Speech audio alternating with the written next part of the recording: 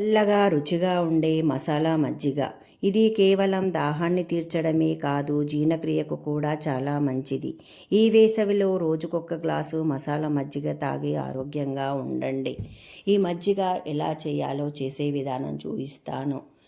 ఒక mixie jar తీసుకొని అందులో కొత్తిమీర, పుదీనా, అల్లము వేసుకొని గ్రైండ్ చేసుకోవాలి.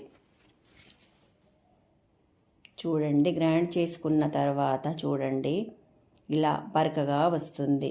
ఒక కప్పు పెరుగు వేసుకోవాలి, కొద్దిగా వాటర్ వేసుకోవాలి, కొద్దిగా సాల్ట్ వేసుకోవాలి, తగినంత వేసుకోవాలి. సాల్ట్ వేసుకొని గ్రైండ్ చేసుకోవాలి.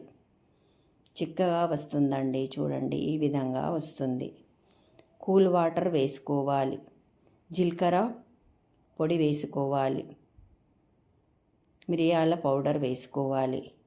వేసుకొని మూత పెట్టుకొని ఇంకోసారి గ్రైండ్ చేసుకోవాలి.